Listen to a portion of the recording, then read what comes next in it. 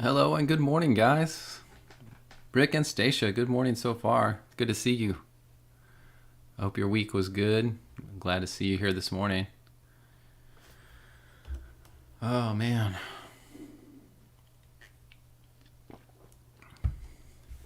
I had a good week. It was pretty basic. Not too much going on. I'm glad the weather's shaping up right now. It's feeling great outside. I'm so excited today. I'm excited to get out there later. I hope you guys had a great week.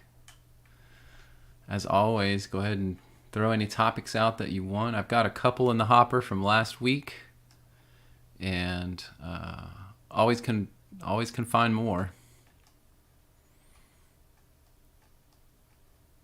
Deborah Miller, good morning to you.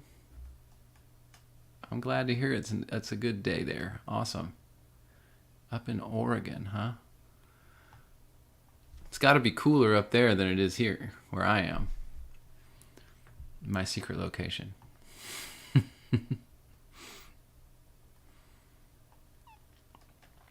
Stacia, football has started, huh? Yeah, you know what? I don't watch football. I don't watch professional football. If I ever watch any football, it's not of my own doing. It's usually because someone has it on and I'm watching. But, I will watch a college football game, but I will say when your own kids or kids are playing, it sure is a lot more fun. I sure love watching, we watched my son when he was younger, and it's a lot of fun to watch, for sure. But man, I remember some cold football games that we went to. As the season goes on, get some of those freezing cold games. Oh my goodness. My wife made fun of me one time because I literally brought a sleeping bag to the football game, and I just pulled it up over me, and man, I was cozy. It was like 30 degrees outside. And they won. That's great. That makes it even better, right? That's cool. All right. Well, I'll at least show you guys what I've got so far on the list, and then you can help me with what you want to do this week. So here is the list so far. Just the stuff from last week. Squiffy Bear had mentioned the creature Behemoth in Job 40 and asked what did I think that was. So we can do that. I've got a good bit of information on that. Different writings we can look at and see what they say about it. And this is actually from a couple weeks ago. I just didn't get to it last week, and I didn't see April on, so I may do this one this week, depending on what other topics you guys get queued up for me. The fifth trumpet and the drying of the Euphrates. And that kind of relates to some other things I've been studying, so we could probably talk about that for a little bit. But again, as always, please give me your topics that you're interested in today, or anything you've been studying, however it works out. Anything you've been reading in the scriptures.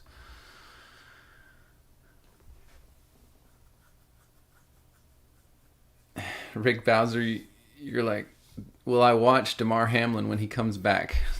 I thought he already came back. Is it a second coming or a third coming? Damar Hamlin, huh? Yeah, I don't think I'll care much about it. Other than I'll see what people post about it, probably.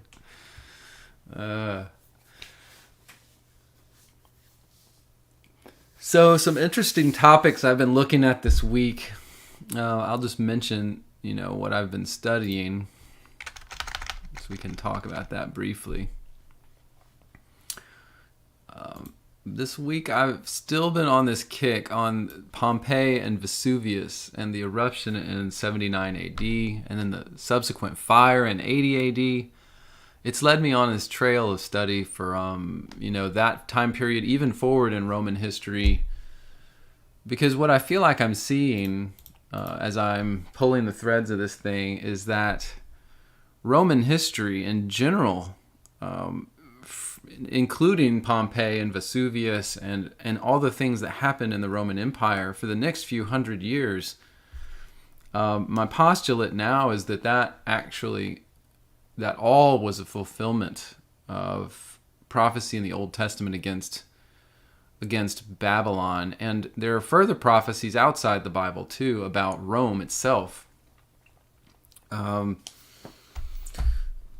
Particularly, I've been reading heavily the Sibylline oracles, and they are very, full of information that was supposedly prophetic about the fall and destruction of Rome, and it connects it back to Nero, and it connects it back to Vesuvius and Pompeii, and all these different things. The Sibylline oracles, as I have studied them before, in this go round I'm having with them, are just blowing my mind a little bit. So my study continues on Roman history, Pompeii and Vesuvius, and I want to give just a really good treatment of that in this upcoming video, of how that does specifically relate to our understanding of the first century and the fulfillments that occurred in that time frame. I think it's a piece that I've typically left out in the past because I didn't know much about it. And so I'm really excited to add that into our understanding of prophetic fulfillment in the first century and beyond. And then I also have gotten on this kick because, in fact, the Sibylline oracle study and the Roman history study has led me into a study too of the temples that were destroyed in 80 AD by the fires in Rome. And in studying that, one of the temples was the temple of Jupiter that was destroyed, I believe, by the hand of God. And so Jupiter, Saturn, all these different things led me into this study of the Saturn, I guess, cult, if you will.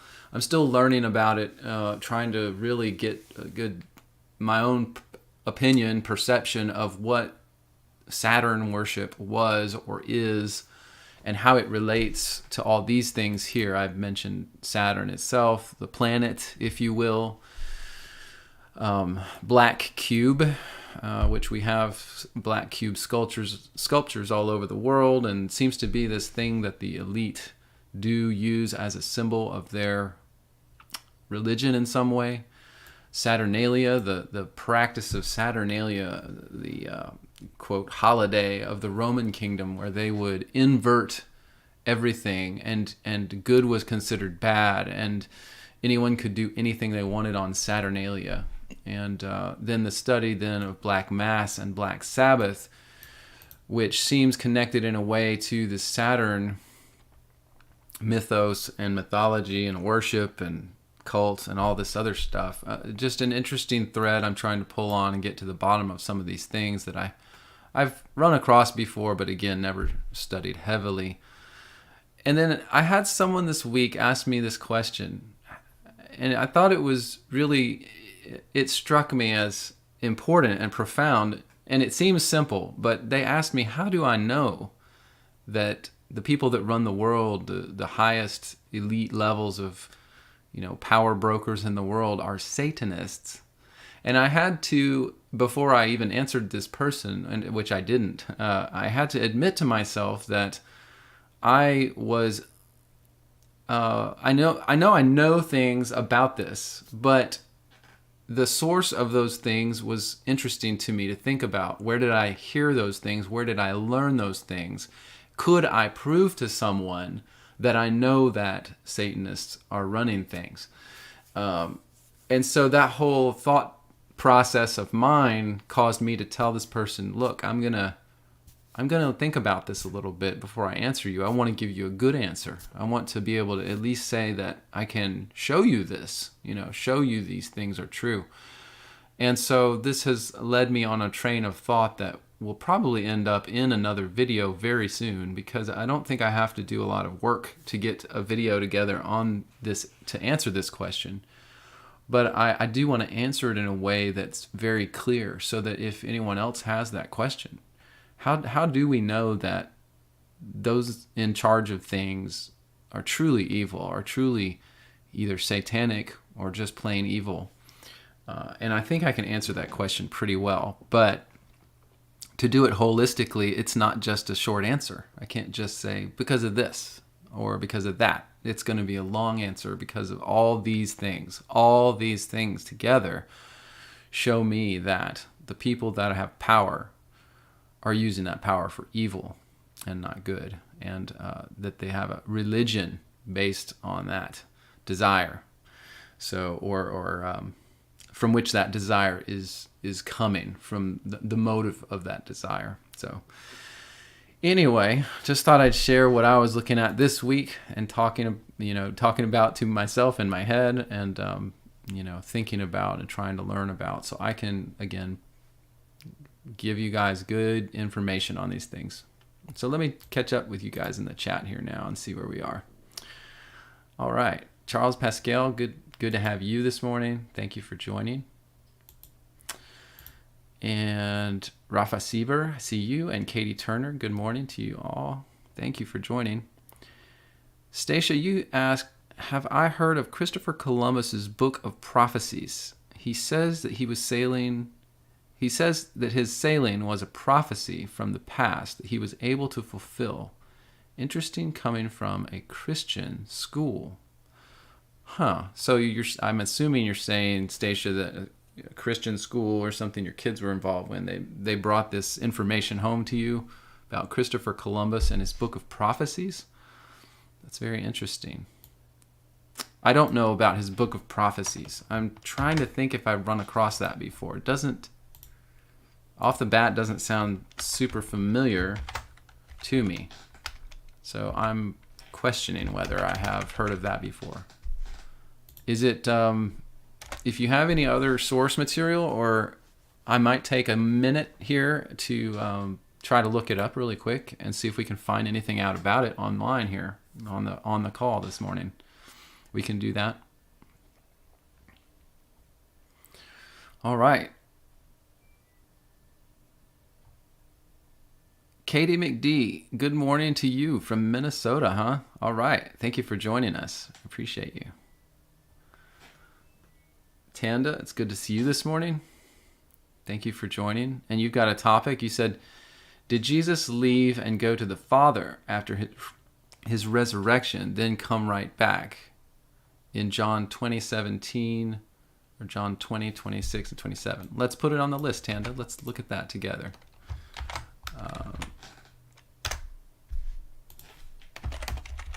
That is on our list. Okay.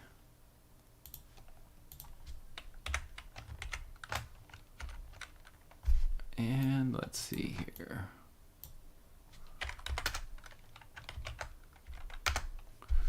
All right.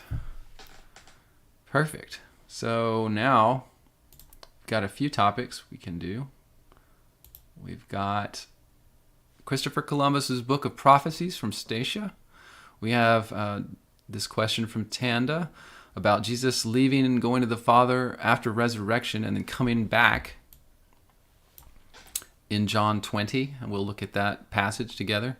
Squiffy Bear had mentioned in a previous week what is considered to be the creature described as Behemoth in Job 40. We'll look at that. And April Parker's The Fifth Trumpet and the Drying of the Euphrates is the way she worded that. So let's see. I guess we can just go in this order. I don't see a problem with that. Rafa, you mentioned something else. You said, have I heard anything about something happened on September 23rd related to a comet crossing a constellation related to Revelation? Well, Rafa, if I remember correctly, let me look something up real quick.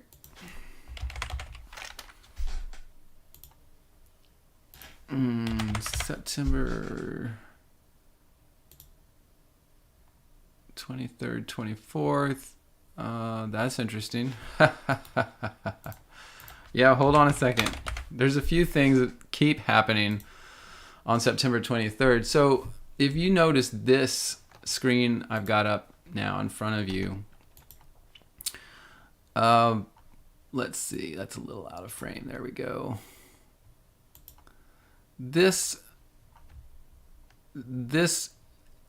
event occurred in 2017. Now, I don't know if there's another one coming, but this is something I took down because I studied this thing heavily when it was going to happen. That there was this alignment of the Virgo constellation with the moon, Jupiter, the sun, Mercury, Mars, Venus, all in line together. And, you know, a lot of this, including the star Regulus, which would be the crown, right?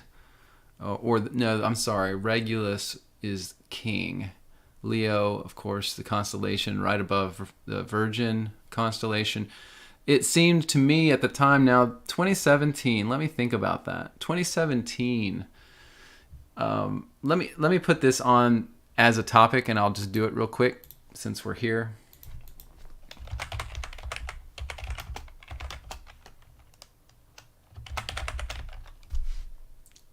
Is there a September 23rd event?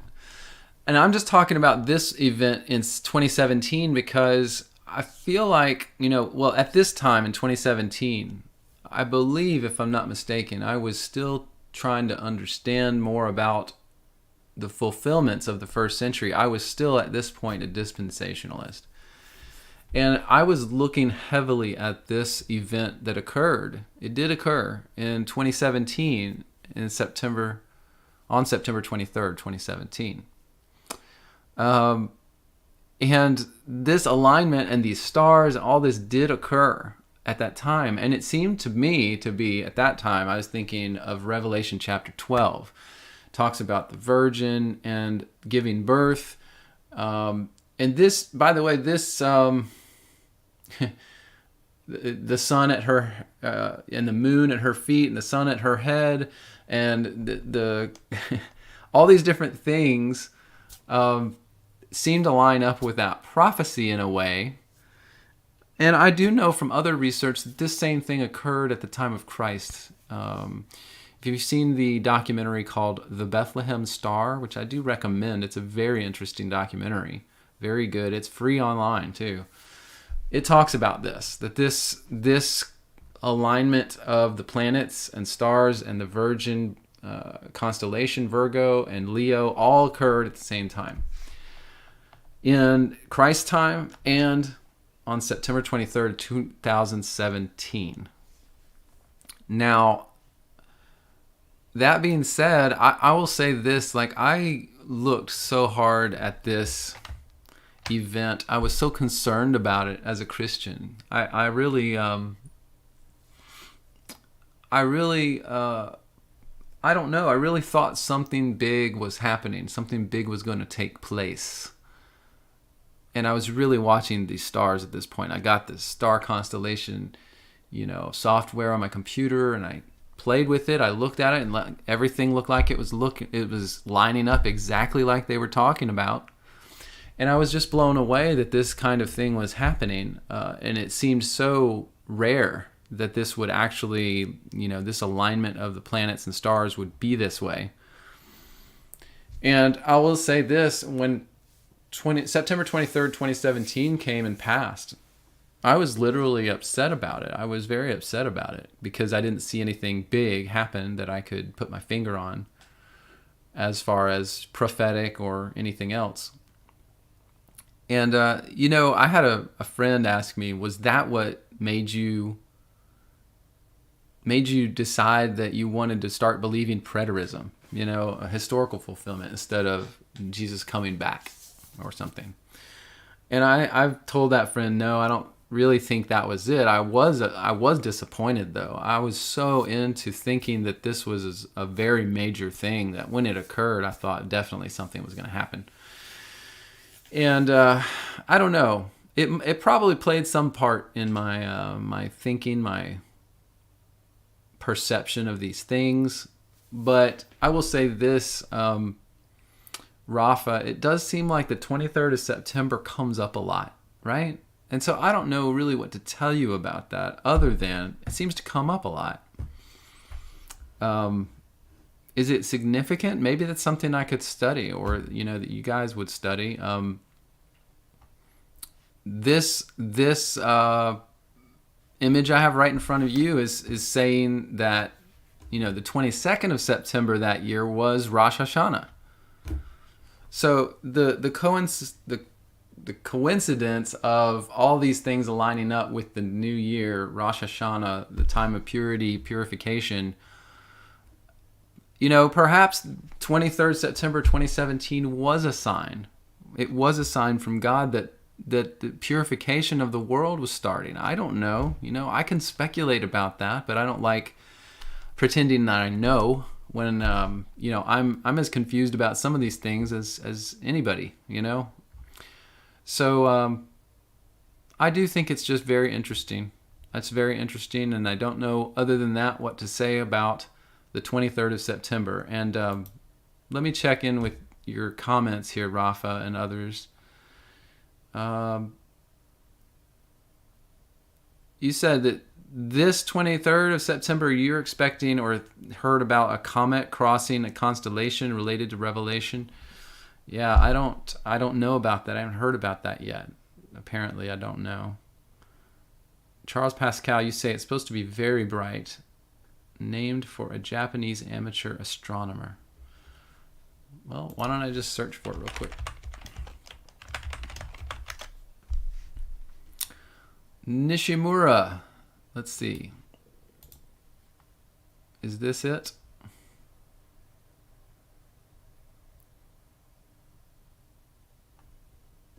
This is a composite image. It's not a real image of the Nishimura comet on the left and the Venus on the right, I guess. So being a composite image, that's not real, but interesting. So according to this image here in the night sky on September 10th of 23, this did occur. The comet and Venus were, in the sky together. I don't know. Is there something additional that was going to happen? I don't know. Interesting, though. Very interesting. Deborah Miller, you mentioned Melissa Redpill. You say she has a study on constellations and the Bible. Okay. Yeah, but that's really all I have to say about that right now. I wish I understood more about how the constellations really play into the prophecies. God obviously uses the constellations and the things in the sky for signs and seasons and all that stuff, as he says in the scriptures. But I will admit that event in 2017 that I was so hyped up for and looking so forward to, it came and went, and I felt like, man, I felt like I put too much emotional stock in it, just too much emotional stock in that being some kind of lightning strike or huge event that would happen. And I guess I maybe matured it a little bit in the way I view prophecy and the way that things play out. It's not always. This was a good lesson for me. It was to realize that prophecy playing out is not always a lightning strike or something that happens in an instant. It's not always these fast events that occur and then they're over. A lot of times the way God deals with men in prophecy and in history is with time and time being involved. So I guess it forced me to reevaluate the way I see prophecy and the Bible and how things play out, because we are they call us the microwave society, where we can get anything fast. And God doesn't work that way. He doesn't work that way. He's not at our beck and call. He's not at our whims and our desires to have things happen when we want them to, and so we have to be patient and understand that God's timing is the perfect timing, and that we're not going to change. I shouldn't say that exactly, but our desires in comparison to the will of the Father and what he needs to happen in the world is almost insignificant. But as I almost misspoke and said, we can't change anything that's going to happen. I think that actually God does give us the ability to pray to him, and that he hears prayers. And in the Bible, we have examples of him changing the way things occur because of the prayers of his people. And so I don't see anything wrong with believing that too. But I will say that just this thing caused me to reevaluate the way I look at prophecy and kind of my, right now mentality for fulfillments. It's different now. I don't think that way. I don't feel that way anymore. And again, perhaps it was part of what led me away from the Protestant and dispensational view of eschatology, because that is in a way, you're waiting for this lightning strike event of rapture to come and save everybody. And, whether you're looking for a 23rd of September, constellation lineup, or you're waiting for an Antichrist figure to send his goons to your door, whatever you're waiting for, all of those ideas of prophetic fulfillment are very immediate. Like, they're going to happen in an instant, right? You're going to know right away. Well, in reality, it seems like prophecy just doesn't play out that way. So, okay. Well, that's all I've got on that, Rafa. And so that's our good ad hoc topic for the morning. So let's go on to our next topic. I think what I'll do next is let's shift over, and I'm going to reorder these. I want to go ahead and get the ones that are old from last week done so that we don't have them lingering any longer. So Squiffy Bear's discussion about Behemoth in Job chapter 40. Let's do Behemoth now. What is Behemoth? I think is a good way to word the question. So this is a good thing. I have some good information on this. I do. So let's see here. Well, there's my oracles. Let's go over to this window. All right. And you can see even right now, I have searched for a portion of the word behemoth just to find the different places where this pops in some of the literature that I do study. And so here in Job 40, we'll go ahead and read this first about behemoth. Here in verse 15. Now, let's see here. I want to make sure I don't skip anything important, because this verse 15 is the mention of Behemoth. 40 verse 15 in Job. Behold now Behemoth, which I made with thee, he eats grass as an ox. His strength is in his loins, his force in the navel of his belly. He moves his tail like a cedar. A cedar, of course, being a very tall tree in the ancient world. Very tall, very strong. I mean, like tall, like 100 feet tall, not 10 feet tall. The sinews of his stones are wrapped together. His bones are as strong as brass. His bones are like bars of iron. He's the chief of the ways of God.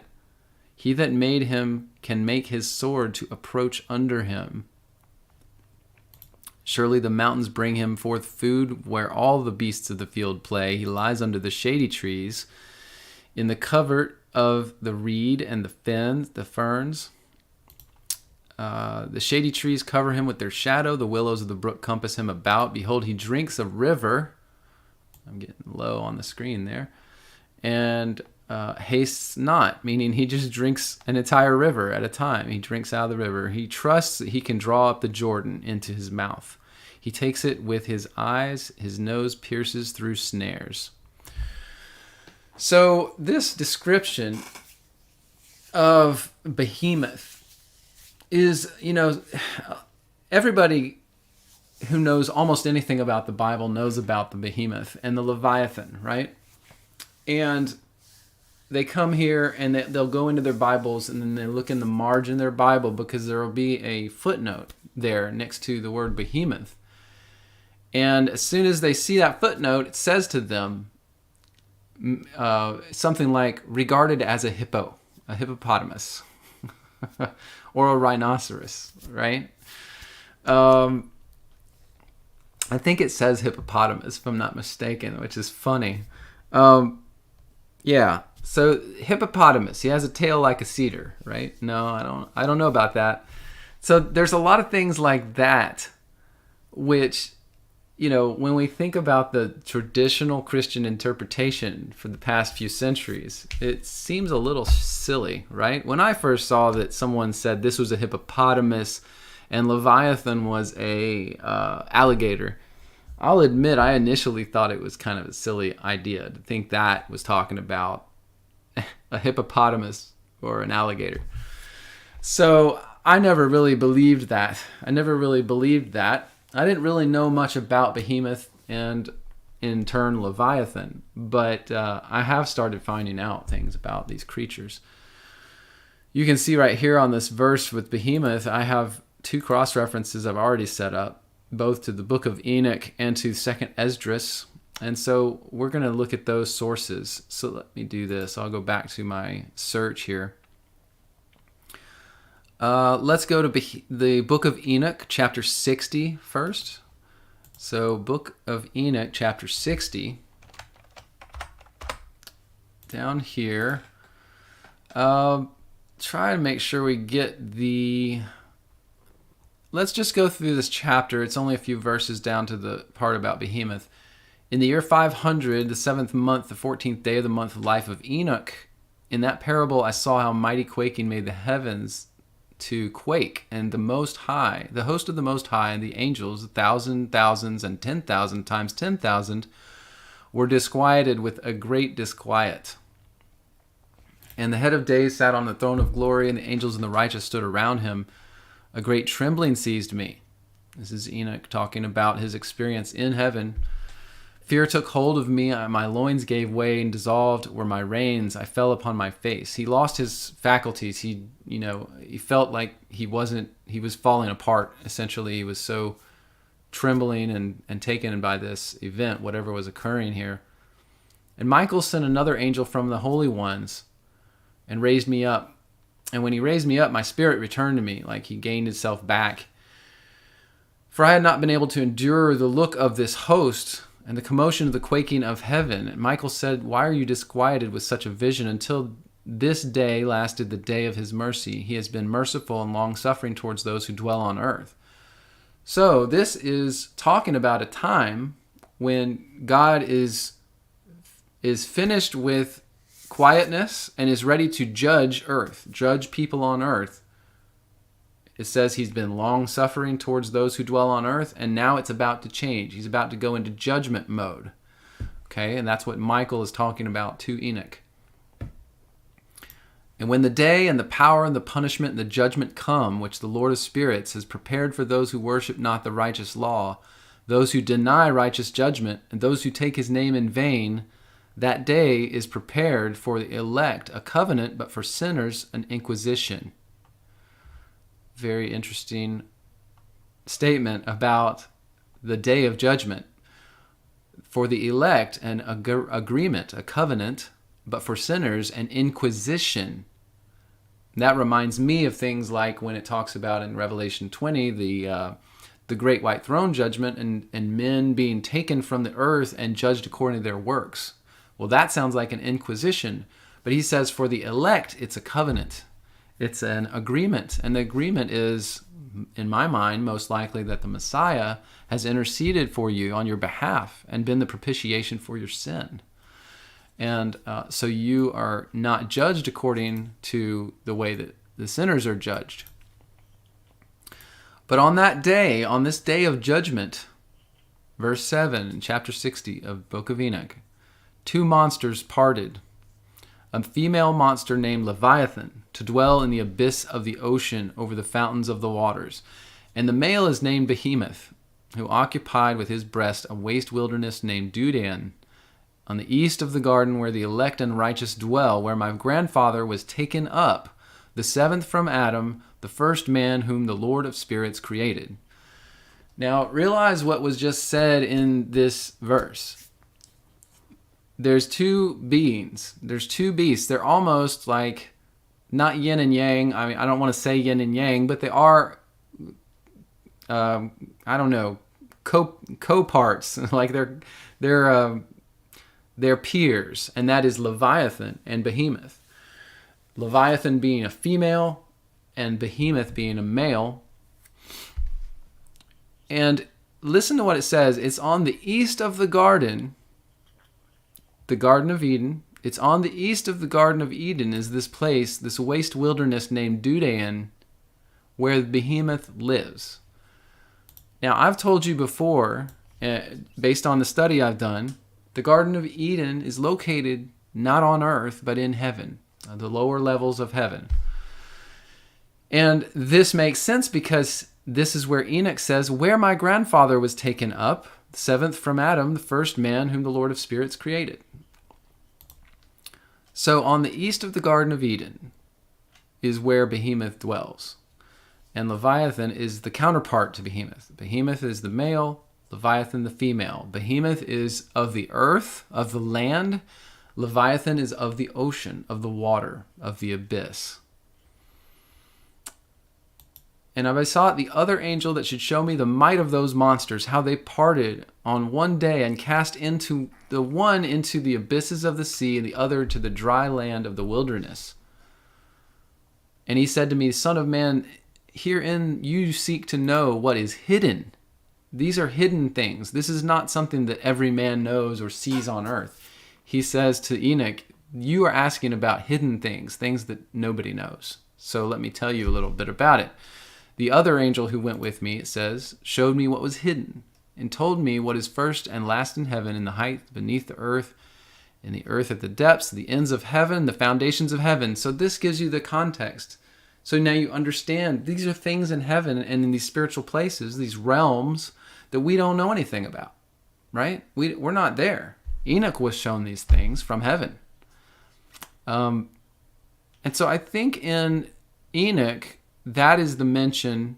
Yeah, the rest of this is different things that Enoch gets to see from heaven, but that's all it says about Behemoth and Leviathan. So the things we did learn first here is that Leviathan female, Behemoth is male. They both seem to dwell in the abyss or in the east wasteland of the Garden of Eden called Dudain in heaven. So it sounds like the Leviathan is of the abyss, meaning the underworld, and the Behemoth is of the garden area in heaven, which is, I think, on the first level of heaven, if I'm not mistaken. It's very close to the earth. It's just not on the earth.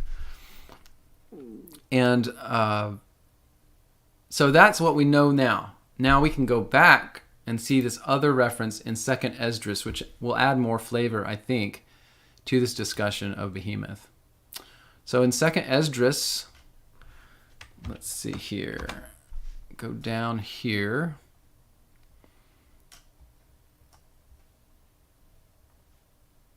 This is Ezra getting information from either angels or God himself about creation and telling him about different things that were created during creation. And it says here, on the 5th day, you said to the 7th part, where the waters were gathered, it should bring forth living creatures, fowls and fishes, and it came to pass. For the dumb water without life brought forth living things at the commandment of God, that all people might praise the wondrous works. Then didst thou ordain 2 living creatures, one called Behemoth, the other called Leviathan. These are very special creatures, all right? These are not your average, ordinary hippopotamus, rhino, or alligators.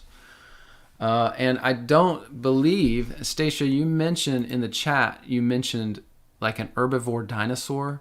I really don't think that we're talking about dinosaurs here. This is totally different to me.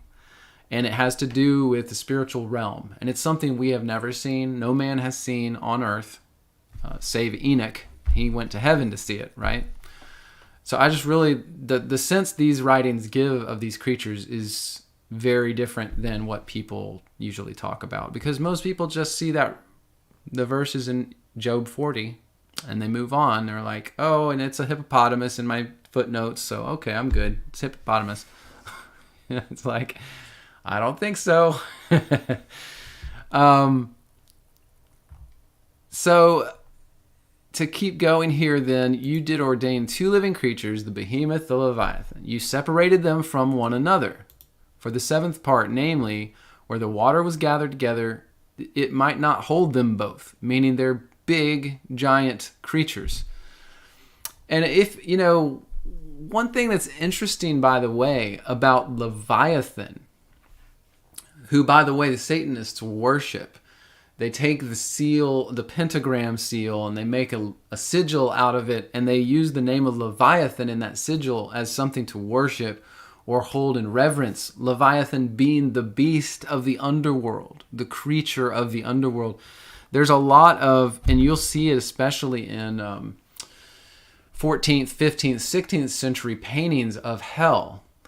They have this mouth, and they considered all of the underworld to be a creature, and that it was Leviathan, and that the mouth that people would walk into to get to hell was the mouth of Leviathan. Let's see. Let's see. Hell mouth. I think you can just search for that, and not that stuff. Modern culture gets in the way of these things, but you can see from this on my screen now. See how they depicted the gateway to hell? It was the mouth of Leviathan. You had to pass through to enter Hades, the realm of the dead. And so this was the understanding. I'm not sure how to completely interpret that, but you hear about writings where it talks about the dead going into the belly of Hades, into the belly of the underworld, into the mouth, to travel into hell itself. And these are the kinds of paintings they made to represent that kind of thing. All sorts of stuff like this. This was considered Leviathan's mouth that they were going into. There's lots of this. It's very frightening kind of things. Very disturbing. Of course, it should be, right? But all these different, very ancient photos, pictures, paintings, engravings of the mouth of hell, and this is the mouth of Leviathan. So just to go on that little sidetrack there, this is a whole study in and of itself. There's tons of these types of paintings like this where,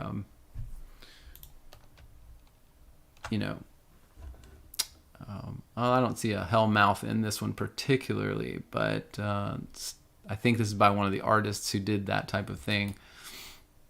But there's lots of this. It's kind of a sad topic. So, okay, back to Behemoth. Unto Behemoth. Now, it's still talking about, this is Ezra talking to the angel about Behemoth versus Leviathan. What's the difference? What are they for? Unto Behemoth you gave one part, which was dried up the third day, that he should dwell in the same part, wherein are 1,000 hills. And unto Leviathan you gave the seventh part, namely the moist, and has kept him, to be devoured of whom thou wilt, and when. Now this is an interesting reference, and I'm not sure, let me see if I can figure out where that cross-references. No, I just cross-referenced Job there. Leviathan was said to, if I'm not mistaken, I don't want to misspeak, but I want to tell you this part because it's very interesting. And I don't remember which writing or writings I saw this in. I think it was multiple. But in the judgment, and I'm not sure, again, whether this is the final judgment of the end of the earth or in the judgment of perhaps 70 AD when, God changed the authority structure of the earth, and defeated the beast and defeated this and defeated that, all these different principalities. That it was said that when God did that and judged and then defeated that, I'm trying to remember if it's Behemoth or Leviathan or both, that they would be killed at that time of judgment, and that their flesh would be fed to nourish, if I'm not mistaken, the saints in heaven. That the flesh of these beasts would be given to nourish those after the judgment. After the judgment and God destroyed these animals, that they would be fed, their flesh would be fed to the saints. And I don't remember right now where that was in which writing. We could run across it in this one, actually. But it's just very interesting. There's nothing physical about these creatures in the sense of like on earth. But very interesting. Upon the sixth day, it says here, you gave the commandment to the earth that before thee it should bring forth beasts, cattle, creeping things. And after these, Adam also, and et cetera, et cetera. That's the end of what, again, we see about Behemoth and Leviathan. And so just to say that, I have run across these creatures a few different times. Let me see if in my other study if I've found any more about Behemoth and Leviathan. I know I have other materials. Enoch 1, chapter 58 or 60 is where we were. Enoch 2, the Book of Noah fragment. Let's see here about this one. Let me pop that open, see if I can zoom it up. Whoa. Enoch 2, Book of Noah fragment. Actually, this looks like what we read. Book chapter 60. So what was in here in Enoch 1, chapter 58? Here's the thing I was thinking about. In that day, verse 7 of chapter 58 of Enoch 1, two monsters, a female monster whose name is Leviathan, dwelling in the depths of the sea, would be distributed for food. A male monster, his name is Behemoth, which possesses, moving on his breast, the invisible wilderness. The invisible wilderness. His name was Dindayan. That's the wilderness mentioned in the other writing in Esdras, east of the garden, where the elect and the righteous would dwell. See, this is what I'm talking about. The elect and righteous would be taken to the garden. If you remember what we've talked about with when Christ went down and rescued the righteous out of Hades, he promised the Jews, the Jewish nation, they would be returned to the garden. Adam and his descendants be returned to the garden. And that's where Behemoth lives, near the garden on the east side. And then he's saying when they get there, they're going to eat the flesh of that monster. He's going to be distributed for food to those people. Dindayan, the east of the garden, where the elect and righteous would dwell, where he received it from my ancestor, who was a man from Adam, the first of men, whom the Lord of spirits made. See, it was Adam's inheritance to get back to the garden, to re-inherit the Garden of Eden. He received it, first of men, or my great-grandfather was taken up, seventh from Adam. That's what we also read in Esdras. This implies the section of the... Okay, this is the notes. This notes. Okay. Then I asked of another angel to show me the power of those monsters. And so then we get into the part that I think some of what we already read. These two monsters are by the power of God prepared to become food, that the punishment of God may not be in vain. You see? The children shall be slain with their mothers, and sons with their fathers, and when the punishment of the Lord of the spirits shall continue upon them, it shall continue. And that the punishment of the Lord of spirits may not take place in vain. After that, judgment shall exist with mercy and long suffering. So I can't explain all of that, but I will say, to me, that gives you a sense of God had these beasts, these creatures created for a specific purpose, right? And I tend to feel like this is already past, that Behemoth and Leviathan, or specifically Behemoth, was made food for the saints who went to heaven. And that, I believe, is what happened in the first century after Christ took them up to heaven, back to Eden. And then they feasted. And that gives a new meaning and idea or thought to the feast of the wedding day of the Lord in Revelation. It all kind of makes, your mind spin, and you think, wow, is everything like that? Is it all connected? Is it all totally connected? And I think in a lot of ways it is. So let me see if there's any additional stuff I can add here. The Apocalypse of Moses apparently has it. I don't think I had that in my search tool. Apocalypse of Moses chapter 10 through 12. Let's see.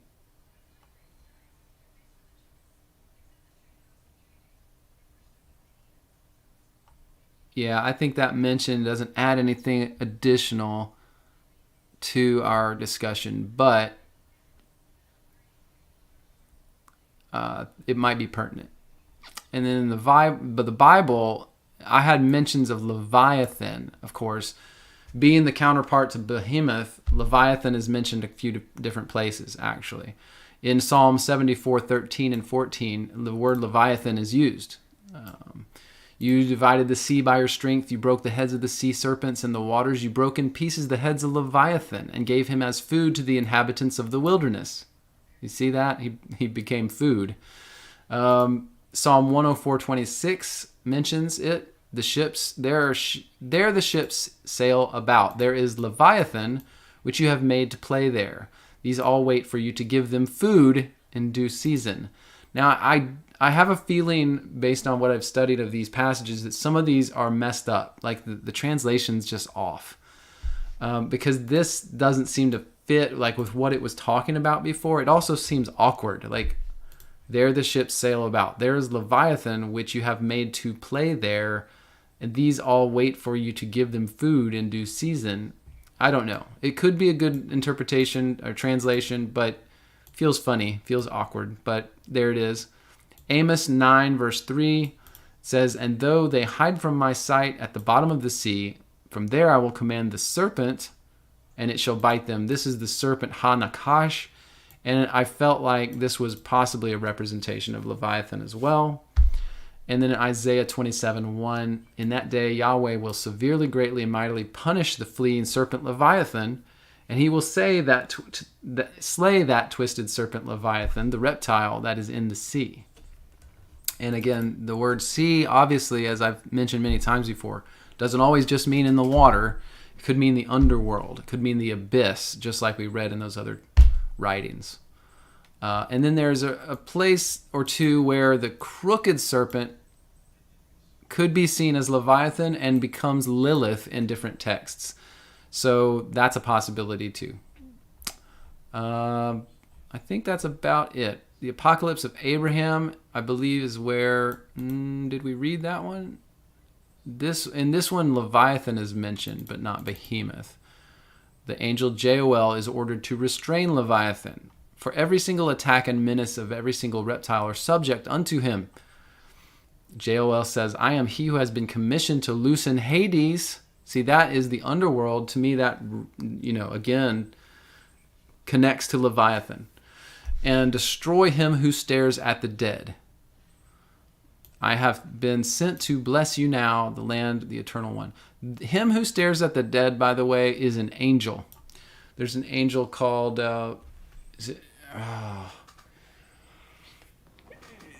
trying to remember. There's an angel in one of these writings that's given the authority to essentially see the face of every dead man before they pass.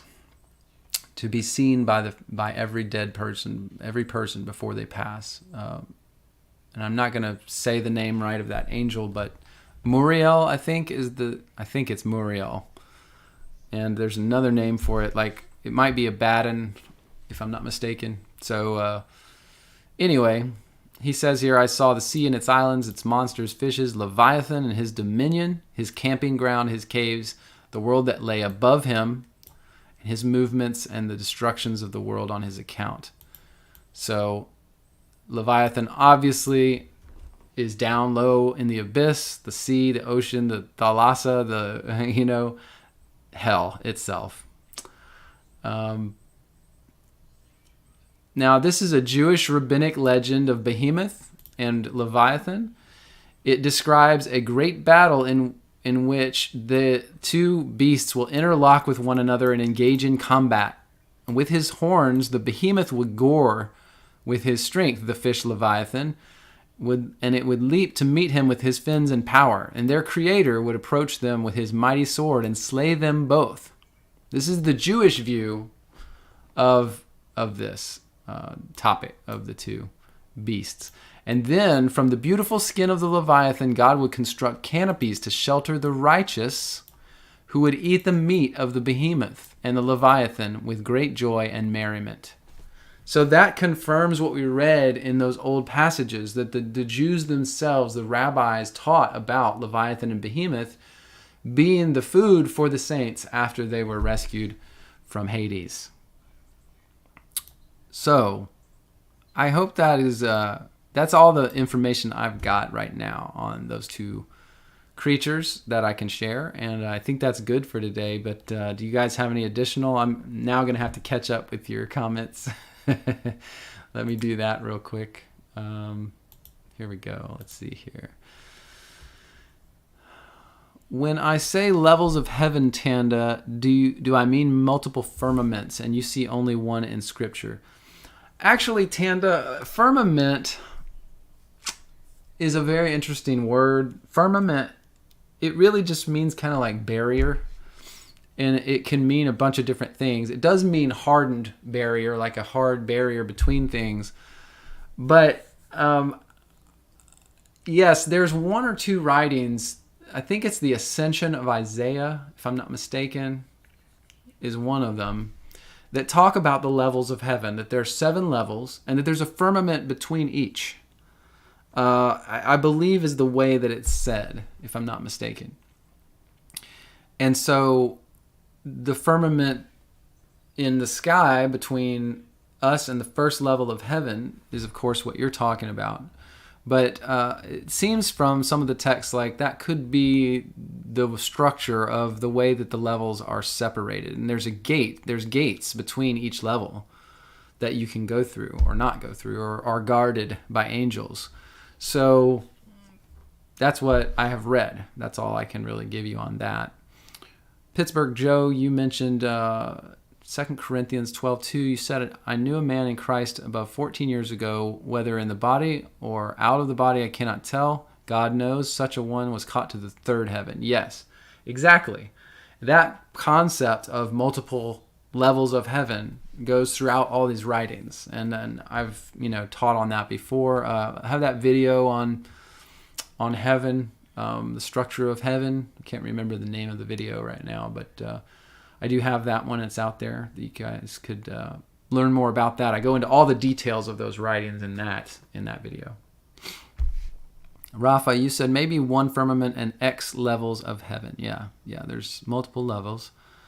I think there's 7, Rafa, just as, and I believe too that that's why I've said many times the number 7 is so important, and all the references to 7 come from the fact that heaven is built like this. God built heaven this way in 7 levels. Then that number 7 is used then again for the way God built the earth. 7 periods of time for the earth to exist. All these different things, that number 7 is super important. It's foundational to God's heaven. Rafa, you said somewhere you heard a guy entered a cave with the military and fought monsters and demons from the underworld. Most die. He lost a couple of fingers, if I recall well. Yes, that was... oh my goodness. I can see his face. Why can't I think of his name? Sorry. I want to at least mention his name. Isn't it Ron something?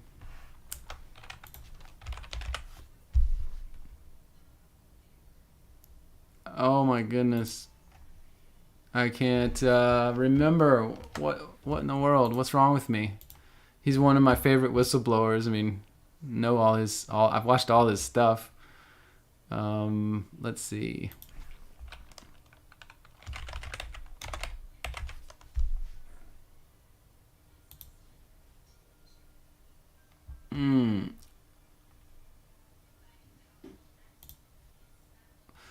Oh, what's that guy's name? Oh my goodness, I can see his face.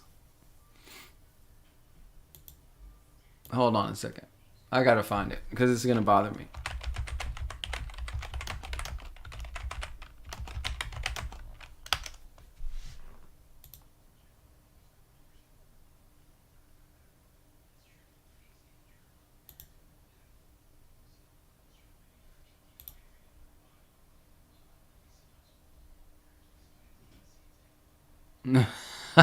Schneider.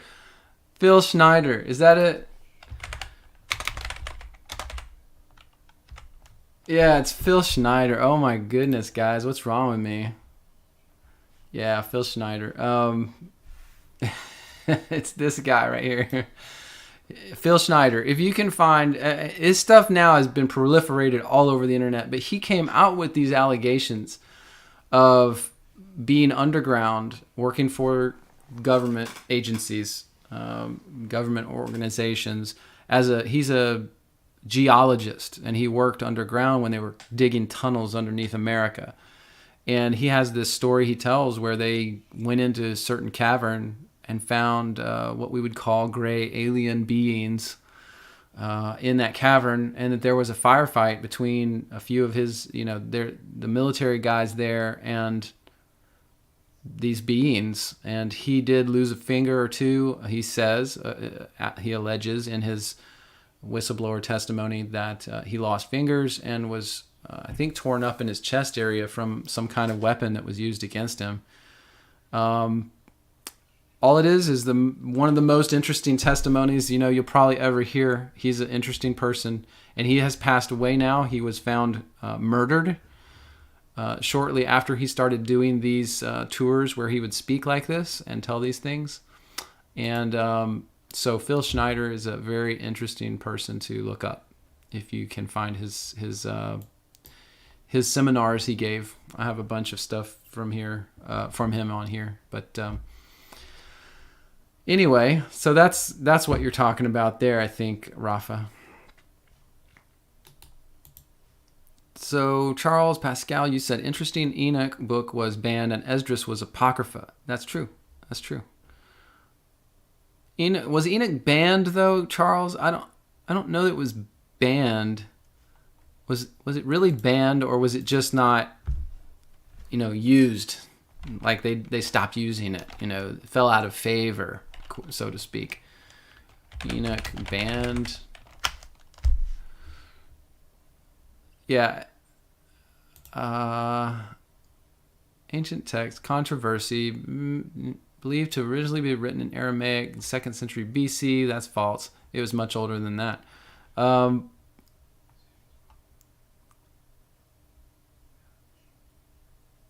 This is not even helpful because this doesn't even address what the people of the time said about it. So I don't think the book was banned. I just think that what happened was the book was, they didn't use it, and they didn't give it much authority in the church, so they stopped using it completely. I think that's what happened. The Catholic Church had to say so as soon as they stopped using it, and they didn't have, by the way, of course, as the Catholic Church took over Christianity and grew, there was no printing press until way later. So nobody had copies of any of these writings anyway. So whatever the bishops or pastors taught on was all the people were going to hear, right? And if they didn't want to use Enoch because they didn't like it, well, they would hide it under the bed where no one could find it, and no one would ever read it. Whatever. So I don't know that there was an intentional ban on the book, but just that they intentionally stopped using it because they didn't want to use it, for one reason or another. Even as far back as like the 300s AD, there were some Christians at that time that thought like they felt like Enoch was fairy tale that early, but in the first century nobody thought it was fairy tale. They all still knew all the stories of the angels and the giants and everything else. So then the book of Enoch to them was it's the book of Enoch. It goes right along with the Bible. We keep it in the Essene scrolls, in the Dead Sea Scroll caves, it was kept right alongside the Bible, copies of the Bible. in this vase was Isaiah, and in this vase was Jeremiah, and in this vase was Enoch. I mean, what can you say? They valued it right alongside everything else. Rafa, you said the movie Clash of the Titans was about Leviathan and prophesied war between Christ and the gods of antiquity. Interesting. Katie McD, you say, do you guys believe in biblical cosmology, flat Earth? Katie, I would say that probably most people here do. Myself included, I tend to lean that way for sure. Everything I see, everything I experience feels that way. And until NASA gets better proof for me that that seems real and not like a farce, I'm not even going to consider their model of the universe. I'm not going to consider it because it has no effect on my life. But dealing with my life and the world in a biblical cosmology way makes sense to me. It makes sense for my life. It makes sense for God. It makes sense with everything. And so until someone can prove to me globe Earth, yeah, I'm going to assume a flat Earth. Stacia, you agree with that too, yeah. Pancake. Yeah. And Katie, I don't know where you stand on that. If you totally like, that's nuts and you people are crazy, then I understand that sentiment. Just know that we're not crazy. There's a lot of, there's so much to talk about when it comes to that subject. I think it's just good to keep an open mind for everybody. And as time goes on, perhaps more will be revealed and more can be proven. But as of right now, it just seems really, really bad. Like the people that control the narrative don't seem to be telling us the truth. So that's a good start, right? All right. Time-wise, I got to get on to the next topic, or man, we're never going to get there. Let's see here. April Parker. I'm going to do April's, and she's not here today that I know of, but I'm going to go ahead and do her fifth trumpet, the drying of the Euphrates. I'm going to put it on the board as just the drying of the Euphrates. Revelation and the drying of the Euphrates. All right. So the way April Parker asked this question was, what do I think of the fifth trumpet and the drying of the Euphrates? And what does that mean? What is it about? Kind of thing. So I did some research on this, and I do feel like it dovetailed into my research on Rome. And I'm going to reveal some things here that you probably haven't heard before, but are going to be part of the mind blow that comes out in my video, I think, on the on Mount Vesuvius and some of the history of Rome after the time of 70 AD. So let's look up in the Bible where it talks about the Euphrates, because that's where we're going to start in Revelation chapter. It mentions it a couple times, but I think that April misspoke initially. It's not the fifth bowl or the trumpet. Well, let's see so let's see. It's down here. It wasn't the fifth angel with the trumpet, it was the sixth, but that's okay. Nevertheless, the sixth angel sounded the trumpet, and I heard a voice from the four horns of the golden altar which is before God, saying to the sixth angel which had the trumpet, loose the four angels which are bound in the great river Euphrates. Now, is that what I wanted to see? Hold on, because... Oh, no. Okay, so we actually have to go to Revelation chapter 16 to see where the Euphrates was dried up. That's my bad. Revelation 9, it's the angels bound in the Euphrates are loosed. And in Revelation 16, now let's go there. This is where the sixth angel pours the vial on the Euphrates, and the river was then dried up that the way of the kings of the east might be prepared. And then it talks about the unclean spirits like frogs out of the mouth of the dragon, the spirits of devils working miracles. They go to the kings of the earth and the world to gather them to the battle of the great day of the God Almighty. And I come as a thief. Blessed is he that watches and keeps his garments, etc. Okay. Here's the thing about this interesting idea of the Euphrates drying up so that the kings of the east could come and make war against God. Now, this is one of those things like, a lot of people would say this isn't our future. This drying of the Euphrates has never happened, or they'll say stuff like that. Or that this is like the battle of Gog and Magog in Revelation 20, where all the kings of the earth or the armies surround the camp of the saints, and then he rains fire on them from heaven. But it's interesting that I found as I read through, and this is, again, it's one of those things, it's like, I don't know if I can explain it all to you, but I was reading the Sibylline oracles heavily this week. And if you know, the story of the Sibylline oracles, by the way, is that there was these books called the Sibylline books. A Sibyl was a prophetess or an oracle in Greek culture. Nothing special about that. It's not like magic. It's just a prophet. And so the books of the Sibyls, the Sibylline books, were all housed in Rome. And Mount Vesuvius erupted in 79 AD, and in 80 AD, there were fires all through the city of Rome that destroyed all these temples. And in the midst of that was destroyed, supposedly, according to historians, a library with the books of the Sibylline oracles, the Sibylline prophets, the prophets that had been prophesying about Greece and Rome for the last few hundred years before Christ. And it was apparently, according to the historians, a huge loss. But now we have these writings that have come out called the Sibylline oracles. They are believed to be of that time frame.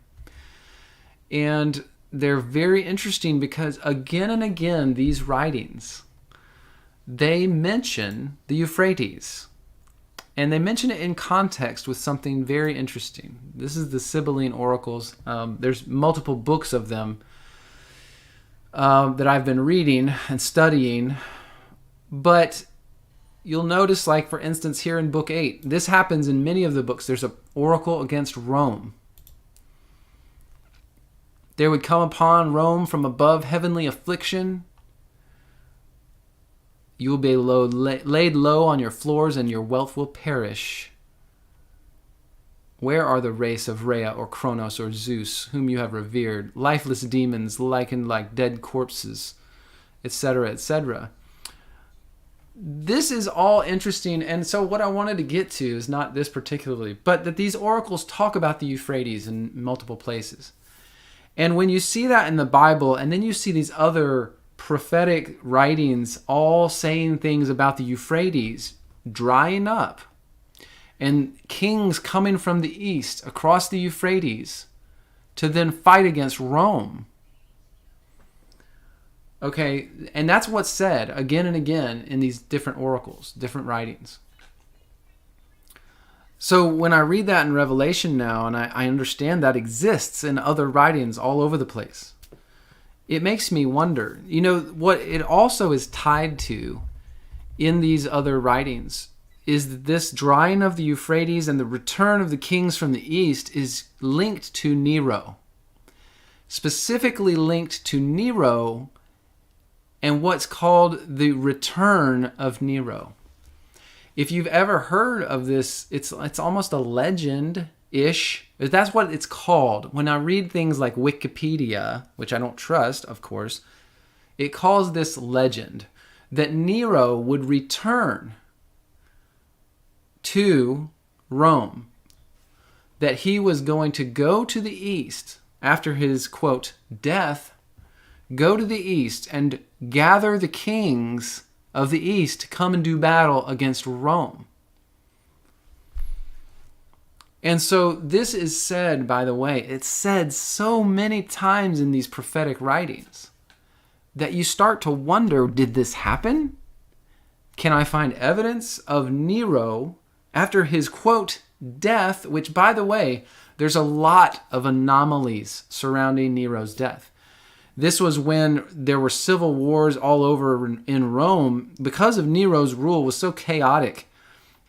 And he was persecuting Christians, and all these different civil wars were breaking out all over the place. And then there's these other military commanders coming up challenging his authority, and Galba was the first of those who became the first emperor in the year of four emperors, the year of four emperors, as they called it, in what, I think it was 66 AD. And what's interesting is surrounding Nero's death, for one, if you remember, it says that he had one of his guards kill him because, quote, he was too scared to do it himself, which seems odd. He didn't seem like the kind of man, after killing his own mother and having other people assassinated and starting the fires of Rome himself, like he would have cared much. If he really wanted to commit suicide, he would have done it. But then the other thing that doesn't really ring true is, why would he want to commit suicide? Doesn't seem like Nero's nature to commit suicide. He seemed to be about killing other people and doing things to enrich himself. Now, what does seem to make sense is if he faked his death and left and evacuated because he was losing power and went to the east. In fact, by the way, there are not only all these anomalies with his suicide or death, there is testimonies in the ancient historians about at least 3 different people who were called pseudo-Neros who said they had come back to Rome to battle against Rome and take vengeance for what happened. And when I started seeing all this stuff, my mind starts to explode because I just, you don't get taught any of this stuff. It's almost glossed over.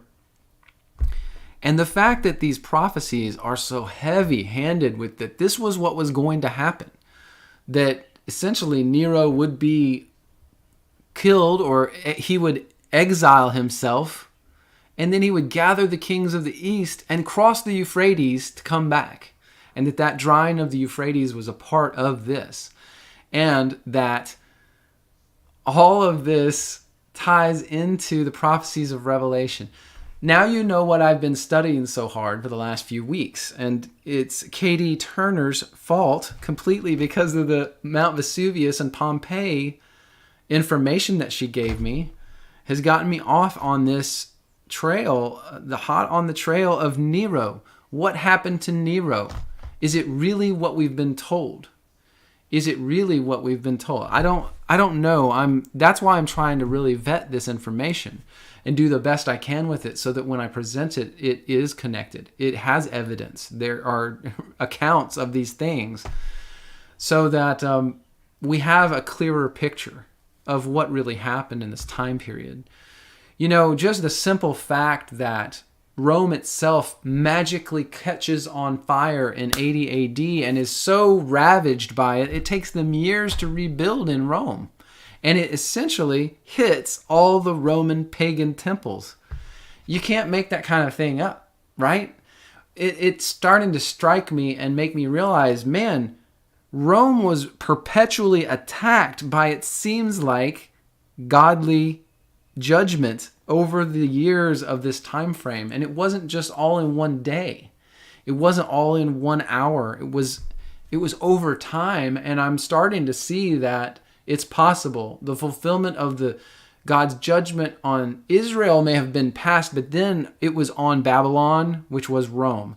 Rome was the seat of power of the deities of Babylon. Do you realize that? All the Roman deities their temples were destroyed in 80 AD were deities of Babylon, who were in turn deities of Mesopotamia, and those deities had come from Egypt initially. Do you see that? Though it's a straight, direct lineage of those deities straight to Rome. And they had their seat of power in Pompeii and Rome, and those were destroyed by God multiple times. It's just unbelievable. And then you see all these prophetic writings that literally describe that exact thing. They talk about it and give you the details. It's just too cool. It's too cool for school. And I so I'm really, really studying that heavily now to try to vet all those ideas and see if they can all make sense together. That's one of the things that I do when I study this type of thing is when I have all these different puzzle pieces sitting around on my desk here, and there's this writing over here and this one here, and they all seem to be saying similar things, then I'm doing the work right now trying to fit those puzzle pieces together so that they make sense. And if they don't make sense at the end of the day, I'm going to throw it out, and I'm going to be like, no, that's not a thing. It's just something that was in my head. But these things are starting to merge and meld together in a really amazing way. So I wanted to at least share that with you guys. So this thing that April, you asked about, if you get a chance to watch this, about the drying of the Euphrates, I'm starting to feel like this is tied to the judgments of Rome, and that it had something to do with these kings of the East. And by the way, if you don't know, over the first few hundred years after Christ, there were barbarian tribes, quote, the barbarians, if you read history books, the Huns and the Saracens, and all these different groups that started waging war against Rome, and over the next few hundred years destroyed the empire of Rome. And it was all kings of the East, okay? Armies from the East. Innumerable soldiers from armies from the East that came into Rome and destroyed it. But it took time. It wasn't overnight. It wasn't like a zap of lightning. It apparently took a few centuries. But I'm starting to feel like that's what I'm seeing in this information. I'm seeing it laid out in front of me, and I'm trying to put it together in understandable format for you guys so that I can do this kind of a video where we talk through all that. But anyway, I feel like I've rambled a little bit, but I hope you followed where I'm going with that. It's very exciting to me, very interesting and exciting. So yeah, all right. Let's see what you guys are saying on the chat. Let me double check too. I do have the Rumble chat open today, and I want to make sure I check that too. Let's see here, Rumble. Oh, I don't see any chats on the Rumble, so no problem. No problem at all. Sometimes I get a few viewers over there, but usually on Rumble, it's after the fact. It's not while I'm doing the live stream that people come on there. So, all right. Let's see here. All right. So back to our topics. What have we got next? Let's go next. Yeah, I know, Rick. I'm looking forward to it too. I really want to get it done. I just have to get the research done right first, because I can't be lackadaisical about it. I've really got to be careful with what I'm reading and what I'm seeing. I don't want to lead people on to something that's not real. But I feel very confident about it at this point, but I'm just trying to get the information together in a digestible format. Katie McD, you say you came out of a Torah observant group last fall, huh? Okay, great. Interesting. Yeah, I've got a lot of stuff I talk about in regards to the law and what it means for Christians and what it doesn't mean. And so I hope that is some information that you may be interested in, on the channel. There's a few different things. If you want to reach out to me on any topic, Katie McD, you're welcome to do that. My website that's on the screen, bible-scribe.com. I have I think it's a contact link, and my email's there. You can just email me. It's really easy. So I'd encourage you, if you have something you want to know about, or if you're like, have you done anything on this topic? Let me know that, and I can tell you right away, So feel free to do that.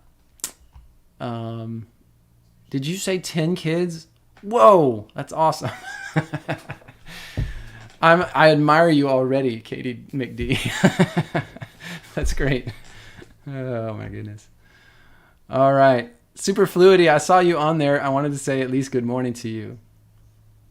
Yes, you're right. NASA's proofs are as good as the Jetsons. All right, cool. Next topic then. Let's see here. Next topic is Stacia, you asked about Christopher Columbus's Book of Prophecies. I just don't know much about this, so let's do it.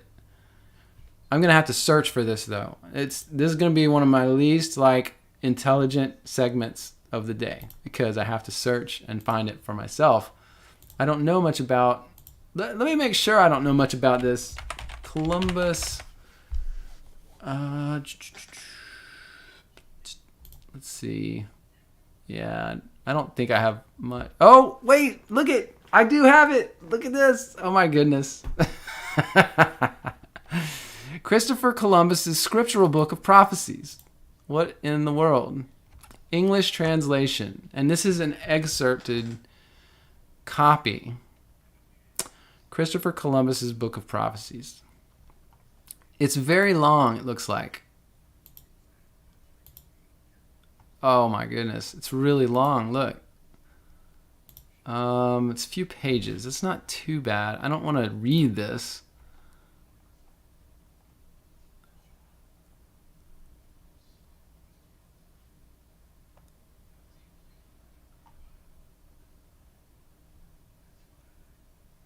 I'm sorry, I'm skimming so I can see what's in it, and then we'll go into maybe some sections of it and look here.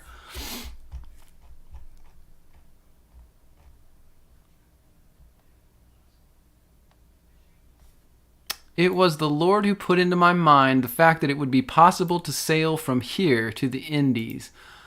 All who heard of my project rejected it with laughter, including ridiculing me. There is no question that the inspiration was from the Holy Spirit, because he comforted me with rays of marvelous illumination from the Holy Scriptures, a strong and clear testimony from the 44 books of the Old Testament, from the 4 Gospels, from the 23 epistles of the blessed apostles, encouraging me continually to press forward, and without ceasing for a moment they may now encourage me to make haste. Our Lord Jesus desired to perform a very obvious miracle in the voyage to the Indies to comfort me and the people of God. I spent 7 years in the royal court discussing the matter with many persons of great reputation and wisdom in all the arts. And in the end they concluded it was all foolishness, so they gave it up. But since things generally came to pass that were predicted by our Lord Savior Jesus Christ, we should also believe this particular prophecy will come to pass. In support of this, I offered the gospel text, Matthew 24:35, in which Jesus said all things would pass away, but not his marvelous word. He also affirmed that it was necessary that all things be fulfilled that were prophesied by himself and the prophets. This is interesting. I'm not sure where it's headed here, but we'll keep reading a little bit here. Just this first page, probably. I said I would state my reasons. I hold alone to the sacred Holy Scriptures and the interpretations of the prophecy given by certain devout persons. It is possible that those who see this book will accuse me of being unlearned in literature and being a layman and a sailor. I reply with the words of Matthew 11:25, Lord, because thou hast hid these things from the wise, the prudent, and hast revealed them unto babes. The Holy Scriptures testifies in the Old Testament, by the way, that our Redeemer Jesus Christ, that the world must come to an end. The signs of when this must happen are given by Matthew, Mark, and Luke. The prophets also predicted many things about it. Our Redeemer Jesus Christ said that before the world ends, all things must come to pass that had been written by the prophets. They wrote in various ways. Isaiah is praised by Jerome, Augustine, and other theologians. They say Isaiah was not only a prophet but evangelist. He describes future events in calling our people, all people, to our holy faith. Most of the prophecies of Holy Scripture had been fulfilled already. I am most unworthy sinner, but cried out to the Lord for grace and mercy. They have covered me completely. I have found the sweetest consolation, since I made it my whole purpose to enjoy his marvelous presence. For the execution of the journey to the Indies, I did not make use of intelligence, mathematics, or maps. It simply is a fulfillment of what Isaiah had prophesied. All this is what I desire to write down for you in this book. I assume that he's talking about the prophecy about what he says up here about calling all people to our holy faith, spreading the gospel of Jesus Christ to the known world, to all the world. And it's interesting, he is journeying intently to the Indies, not to necessarily America, right? For the execution of the journey to the Indies, I did not make use of maps or intelligence mathematics, he says. I just did what Isaiah said. No fear should undertake any task in the name of our Savior, for it is according to his sovereign will, even though he gives advice. He lacks nothing that it is in the power of men to give him. Oh, what a gracious Lord desires that people should perform for him those things which he holds himself responsible. Day and night, moment by moment, everyone should express to him their most devout gratitude. I said that some of the prophecies remain to be fulfilled. These are great and wonderful things for the earth, and the signs are that the Lord is hastening the end. The fact that the gospel must still be preached to so many lands in such a short time, this is what convinces me. That's pretty cool. Now I remember that I had found some of Christopher Columbus's writings and things, and so this is, I guess, one of them. And I don't have the knowledge of how, I'm assuming this is legitimate, but I did find this online somewhere.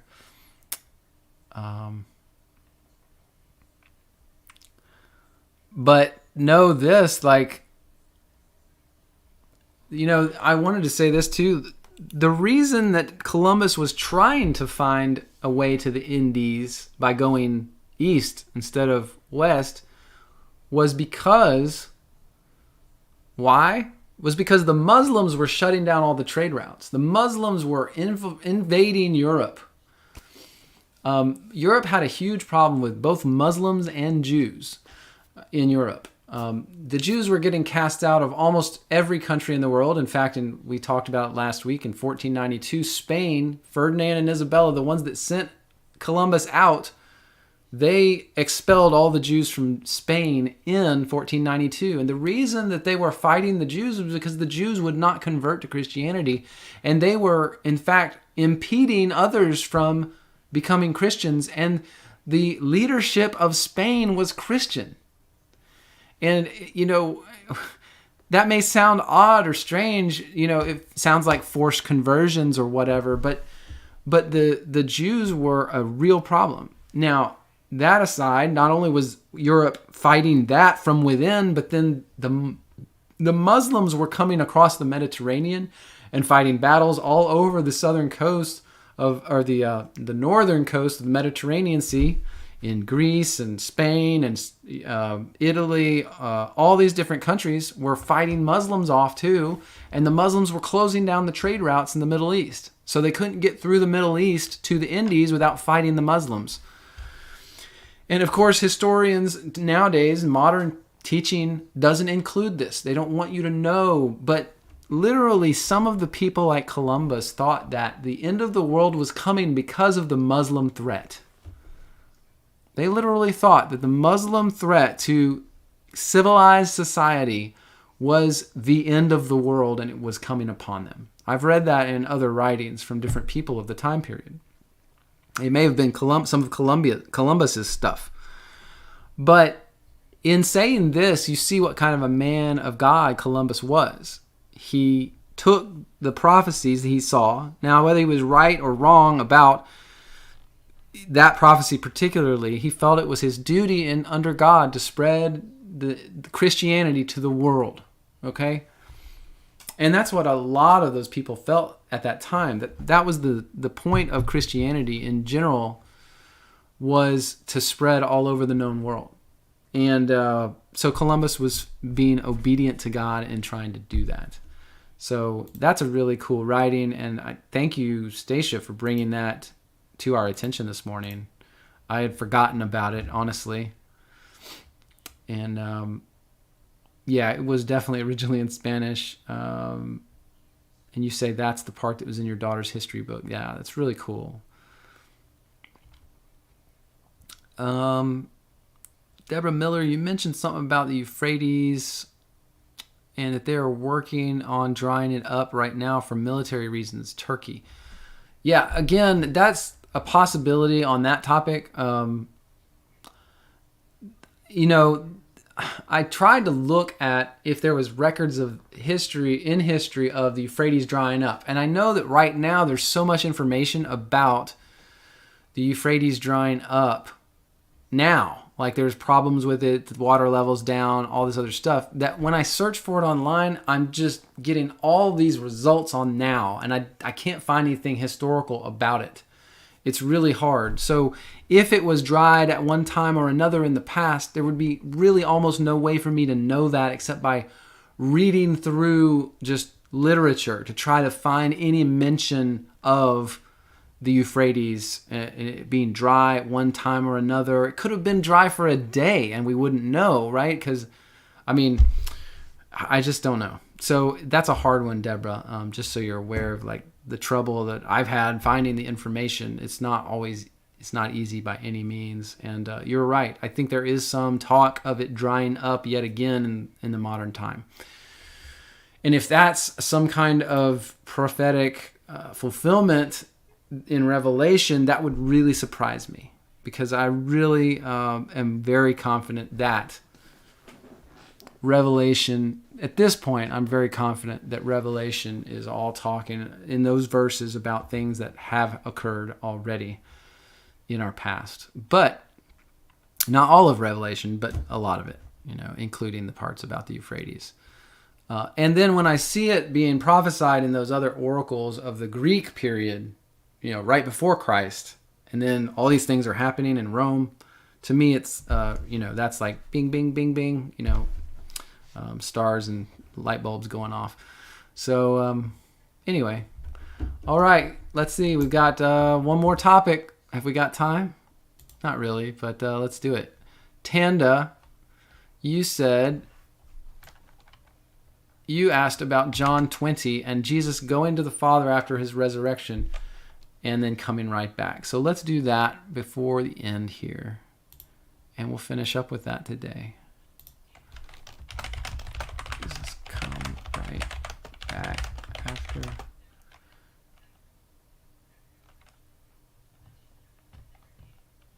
his resurrection. Let's do that.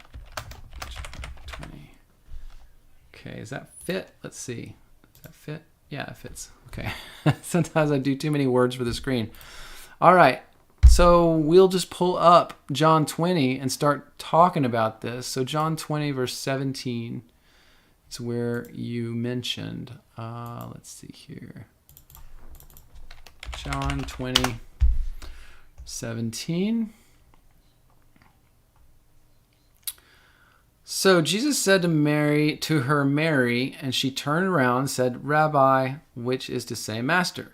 Jesus said to her, Touch me not, for I am not yet ascended to my Father, but go to my brethren, and say unto them, I ascend to my Father, and your Father, and to my God, and your God. I see the question now. I understand the question better now, Tanda. And then you mentioned John 20, or verse 26 and 27. So Mary Magdalene came, told the disciples she saw Jesus. The same day at evening, when the doors were shut, the disciples assembled because they were afraid of the Jews. And Jesus came and stood in the midst of them. He appeared in the middle of them. And he showed them his hands and his side, and the disciples were glad. And Jesus said to them again, Peace to you, as my Father has sent me, even so send I you. And when he said this, he breathed on them and said to them, Receive ye the Holy Ghost. Whoever sins ye remit, they are remitted to them. And whoever you retain, they are retained. But Thomas, one of the 12, called Didymus, was not with them when Jesus came. And the other disciples therefore said to him, We've seen the Lord. But he said, Unless I see his hands, the print of the nails, and put my finger into the print of them, and put my hand in his side, I will not believe. And after 8 days, again, his disciples were within, and Thomas was with them. And then came Jesus, again, the doors being shut, and stood in the midst, said, "Peace to you." And he said to Thomas, "Reach thy finger, and behold my hands. Reach thy hand, and thrust in my side, and be not faithless, but believing." Thomas answered and said to him, "My Lord and my God." So I guess, Tanda, your question was about whether it sounds like between verse 17, where Jesus says, "Touch me not, I'm not yet ascended to my Father, but go to my brothers and say to them, I will ascend."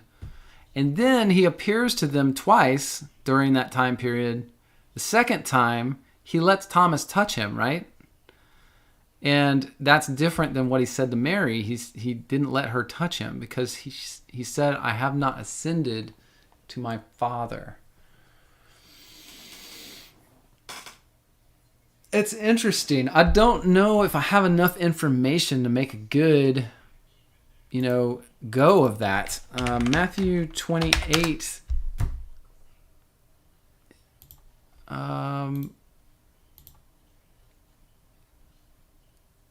I'm thinking about the time when he ascended.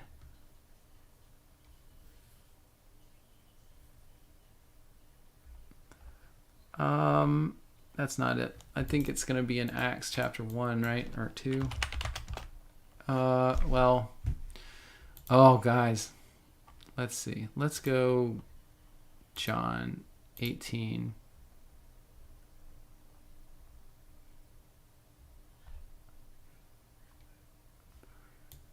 Well, maybe it's in Acts.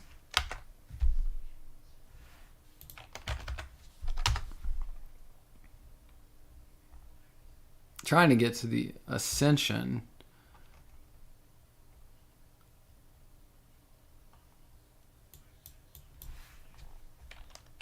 Cloud, let's see. Cloud sites. Yeah, it was Acts 1. I was right there. Okay, yeah. He says, "You'll receive power after the Holy Ghost has come upon you. You will be witnesses to me in both Jerusalem, all Judea, and othermost parts of the earth." When he spoke these things, he was taken up. A cloud received him out of their sight. They stood and looked up. And the angel said, he's going to return like he came, or he's going to return the way he went up, which was in a cloud. And that's that. So I don't know if I can really answer you, Tanda. I feel like, no, he didn't go to heaven twice. Like, go up once and then come back down and then go up again. But there's a possibility, because if you really read the Gospel of Nicodemus and the information there about what happened after Jesus descended into Hades, was resurrected, all these different things happened on earth too. Like, there was a time period where, if I'm trying to remember exactly how it all occurred, in what order, but people went to this Pella, people saw resurrected dead, and then some of the resurrected dead were sent to tell the Christians in Pella that the resurrection had occurred, if I remember correctly from the Gospel of Nicodemus. And then a lot of things happened, right? And so I don't know. I could leave room for the possibility that maybe Jesus appeared to Mary on his way up, did some deliveries, delivered the saints to heaven, did some things, and then came back to appear to the disciples multiple times, and then finally go up and be taken in the cloud out of their sight here in Acts chapter 1. It's a possibility, but it's not something I would be dogmatic about, because this is the first time I've really thought hard about that. And I see what you're saying, though. I see what you're talking about. That it makes a little sense. Like, it might be there, might be something. But I would really want to cross-reference that against some of those other writings and see if it really gave me some evidence that was the case or not. But I would just be careful about it. But it's an interesting thought. I don't think there's any problem with, trying to do some discovery on that. But yeah. Pittsburgh Joe, you said Hebrews 9 and 10.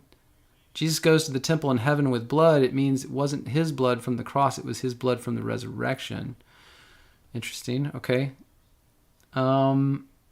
yeah, I get what you're saying, Pittsburgh. Like maybe some of that stuff occurred, and then he appeared to the disciples. I don't know for sure, but I don't think he took the throne next to his Father, and maybe that's the difference. If there was a time when he was doing some things and wasn't really here, and then he came to the disciples a couple times, maybe he was busy doing stuff. I mean, I don't know. He wasn't as physical as as you and I or the disciples were. So, he appears in the room multiple times. He goes through walls and eats, strangely enough, he eats, no, does he eat food? I can't remember if he eats the food or not now. My mind is all spinning now. But there are other things that, occurred. And then this in Acts 1 is him truly going to the seat of his Father in heaven, going to the throne. Okay. And then Acts chapter 2 and 3, Peter talks about like that's where he did. He went, and that was the final, like, I'm going to heaven now to reign with my Father. And that was the start of the reigning in heaven. Katie Turner, that's the Gospel of Nicodemus that has that information. And I may have misspoken. I don't want to be misleading here. It may have not been Pella per se, but it might have been. I can search it. So let me do that real quick. Gospel of Nicodemus and Pella. Yeah, it wasn't said that way. Appeared. I just don't want to misspeak.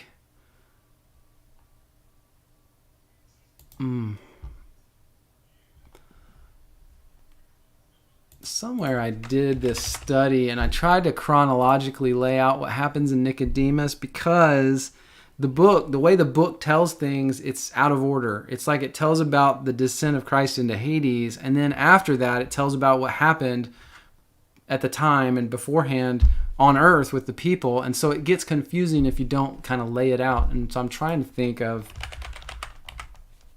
chronological. Yeah, no, that's not what I wanted. Gospel of Nicodemus. Time frames given in the Gospel of Nicodemus. Here we go.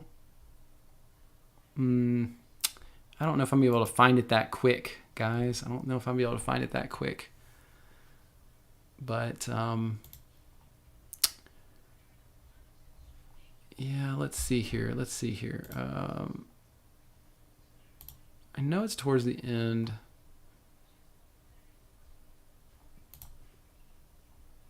See, this is Pilate now at the end of the Gospel of Nicodemus talking about that he felt that Christ was the fulfillment of Messiah. And oh, yeah, here it is. Okay, here it is. So here it is, Katie. I found it. And so in chapter 11 of the second part of the Gospel of Nicodemus, Acts of Pilate, the descent into hell, chapter 11, XI. I'm trying to get my Roman numerals right. And I found in some numbering systems, some people number it different. It's book 27, but either 11 or 27.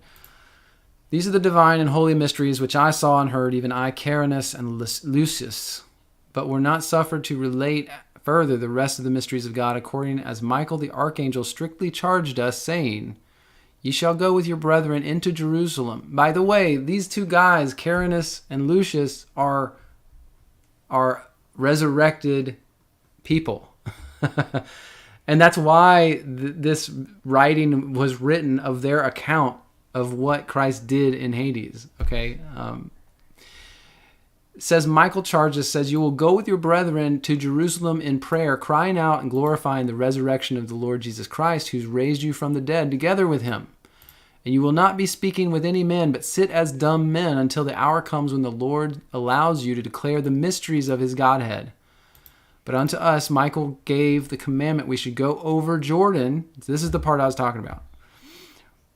That we should go over the Jordan to a place rich and fertile, where many which arose again together with us for testimony of the resurrection of Christ the Lord, So apparently, according to this writing at least, okay, and I'll just couch it that way, there were people that were risen and appeared on earth to testify to the resurrection occurring, that God allowed that to happen. When Christ went there and took them out of Hades, some were allowed to come to the land to be a testimony of what happened. Good morning, Armored Raven. Good to have you. And for 3 days, it says, we were allowed, 3 days only were allowed to us who rose from the dead to keep the Passover of the Lord in Jerusalem with our kindred. So they were allowed to go back to Jerusalem, keep Passover with their families. And they are a living testimony of the resurrection of Christ the Lord. We were baptized in the holy river of Jordan. We received white robes, every one of us. And after 3 days, when we had kept the Passover, all they were caught up in the clouds, which had risen again with us, and were taken over Jordan, and were no more seen of any man. But it was said we should remain in the city of Arimathea and continue in prayer. And Arimathea, by the way, is where the writer of this writing found these men, in Arimathea, because they were apparently given the ability to testify of these things. These be all the things which the Lord bade us to declare unto you. Give praise and thanksgiving unto him, and repent, that he may have mercy on you. Peace be to you from the same Lord Jesus Christ, which is the Savior of us all. So that's what was said there, and I took that as the place over the Jordan, which I thought of Pella when I read that, but it doesn't say Pella, so don't misquote me. But just reading that kind of thing is like, wow, okay. So is this that God sent some of the risen, some of the resurrected to this place where the Christians had gone to be protected from the judgment against Israel, or from all of this, some of this place. They were, I'm getting things mixed up in my head. I'm saying things wrong. So forgive me. Yeah, that's wrong, Katie. That's wrong now that I'm thinking about it. Because Pella that's the different time period, right? That's 40 years later when they were trying to escape the destruction of Jerusalem. So I'm backing that way out, okay? Backing it out. But apparently that these resurrected were allowed to go and see some of the Christians, to tell them that, to see not only their families and their people in Jerusalem and perform Passover with them, but then to go to these cities across the Jordan, which would have been the area of Galilee, probably those areas, and then tell the other Christians that the resurrection had occurred, be a testimony of that. And so that's what this passage says in this writing, right?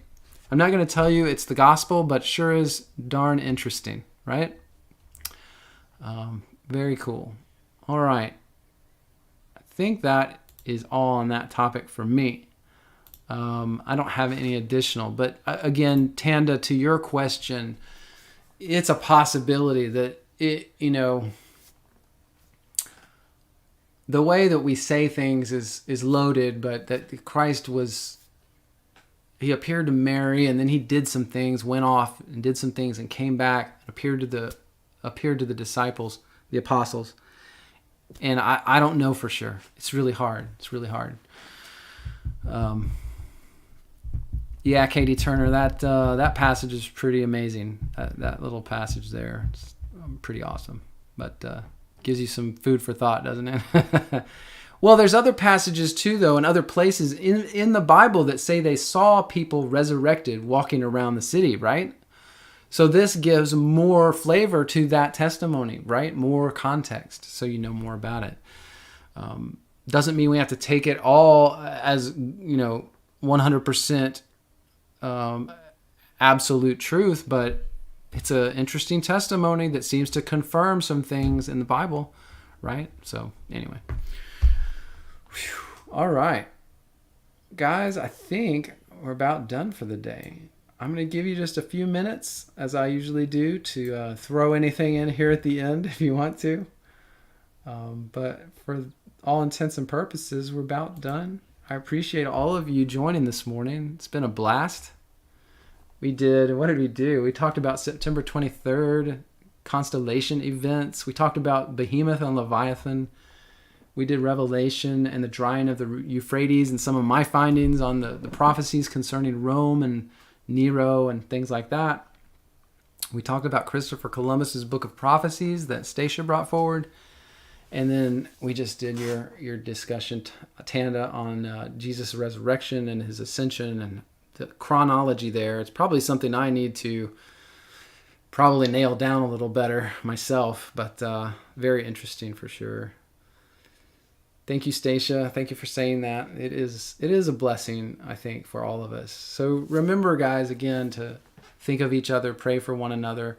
By the way, I'm in this interesting position now with what we're doing here, where I have the ability and the means now with some of you to connect people up, to connect people. Like, for instance, if in the same way that a pastor would, and I do consider myself a minister to you guys, absolutely 100%, and I take that very seriously. But I wanted to say that if any of you ever want to hey, I would like to get in touch with so-and-so to talk about this thing, or do you know somebody who has experience with this kind of life event or something like that? I am in a position now where I am able to, and have in the past already, connected people together that need mentorship or talking about things and stuff like that. So if that's something you're interested in, I can only do something about it if you let me know. So I would encourage you to go to my website, use my email address, spam me. I don't care. But send me something if you have that need. If you want to talk to someone about certain things, or you want my opinion, obviously I'll give it to you. You want my help. But I am in a position where I can connect people up. So, we can build relationships with each other that help us in very different ways for each one of us. So I just wanted to say that because of some things that have happened recently where that kind of thing has happened, and I've been able to connect people up. So thank you guys so much for your time and your attention and for your help. You give me these topics and bring these things to mind, and it's good for all of us. So thank you so much, and God bless each and every one of you this week. Love you guys. Take care of yourselves.